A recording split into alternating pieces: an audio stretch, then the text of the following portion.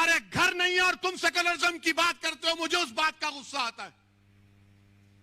मुझे इन गैरों से, इन दुश्मनों से शिकवा नहीं है, मुझे अपने भाइयों से शिकवा है। मुझे वोट मत दो, मगर ये जुल्म को तो खत्म करो, ये नाइंसाफी को तो खत्म करो। मेरा हक तो मुझे दो, मुझे इज्जत की जिंदगी दो और मौत में भी इज्जत दो। मेरे नौजवानों का मुस्तकबिल दो, मेरे बच्चों को स्कूल दो, मुझे एक मुकाम दो। मैं आसमान से तारे तोड़ने के लाने की बात नहीं कर रहा हूं। ये सब क्या है फिर? मैं कब तक इन घरों में रहूंगा? आपको जानकर तकलीफ होगी कि हमारे मराठा भाइयों के पास 3 रूम के कमरे 20% लोगों के पास है। 2 रूम का घर 48% लोगों के पास है। 4 रूम का घर 8% लोगों के पास है। 5 से ज्यादा कमरे का घर 3% लोगों के पास है। मेरे पास क्या है? मेरे पास सेकुलरिज्म है, मेरे पास धोखा है। मेरे दादा को धोखा दिए, उनके बाप को दिए, मेरे बाबा को धोखा दिया, अब तुमको धोखा दे रहे हो। नौजवानों, कल मुस्तकबिल तुम्हारा होगा, तुमको अपना हक हासिल करना पड़ेगा। तुम्हारे वालिद ने तकालीफ उठाई, तुम्हारे दादा ने तकालीफ उठाई। हमने जिन्ना के पैगाम को ठुकराया, हमने भारत को अपना वतन माना और मानते रहेंगे। हमने संविधान को माना मगर जमहूरियत को माना। ये कौन सी जमहूरियत है कि आप मुझे गरीब रख रहे हैं? मेरे को मालूम है कि कल के बाद हमारे मीडिया वाले, बल्कि आज शाम से शुरू कर देंगे कि शोलापुर में ओवैसी ने भड़काऊ भाषण दिया। अरे थू है तुम्हारी बातों पर, कोई परवाह नहीं है। तुम जो लिखते लिखो, जो दिखाते दिखाओ, मेरी जबान को तुम रोक नहीं पाओगे। ये जुल्म है मेरे मुसलमानों से, ये जुल्म है मुझसे।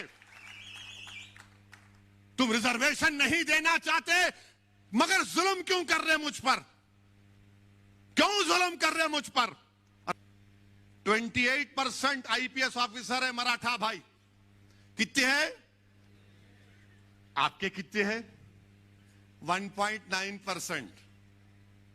बजाओ थाली अब।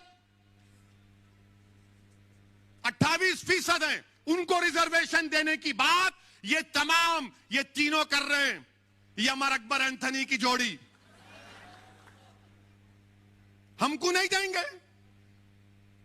गारत का गवाह भरता ही नहीं है उनका। आईएफएस कितने है मालूम आपको? 18% है हमारे मराठा भाइयों के। आपके कितने हैं? नो, जीरो हैं आप। मेरे अजीज दोस्तों और बुजुर्गों, ये नाइंसाफी की तमाम बातें मैंने आपके सामने रख दिया। मेरे अजीज दोस्तों और बुजुर्गों, यही चंद गुजारिशात मुझे आप तक करना था। 11 दिसंबर को चलो मुंबई का प्रोग्राम है, उसमें जरूर शिरकत करिए।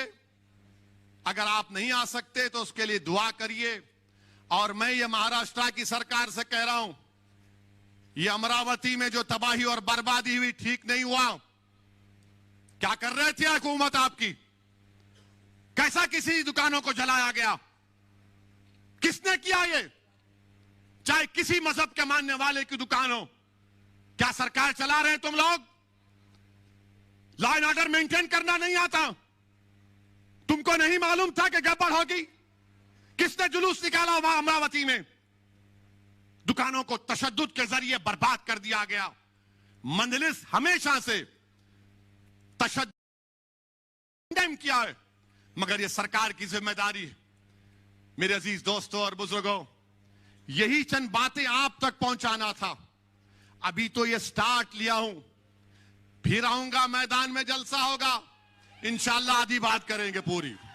मगर आपसे गुजारिश है कि मैंने जिन इन अहम बातों का जिक्र किया, सोचिए थोड़ी देर के लिए। यहां से एक फिक्र लेकर जाओ। याद रखो कि मुस्तकबिल आपका है। रिजर्वेशन मुसलमानों का हक है। और महाराष्ट्र की सरकार, ये तीनों पार्टियों की सरकार अगर ये सेकुलरिज्म को, इक्वालिटी को मानते हैं, तो इनको महाराष्ट्र के मुसलमानों को रिजर्वेशन देना पड़ेगा। नागपुर के असेंबली के सेशन में बिल लाओ और महाराष्ट्र के मुसलमानों से इंसाफ करो। अस्सलाम वालेकुम व रहमतुल्लाहि व बरकातहू।